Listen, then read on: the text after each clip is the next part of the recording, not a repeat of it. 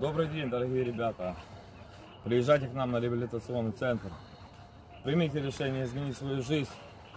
Мы поможем вам совершить свое спасение, и у вас все получится. Не отложите это решение на завтра, потому что завтра может не настать.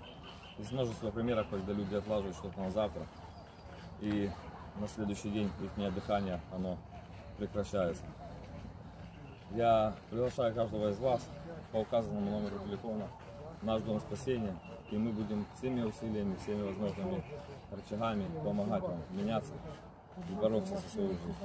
А сейчас я сделаю подходик для того, чтобы чувствовать себя прекрасно в этом прекрасном месте. Поехали!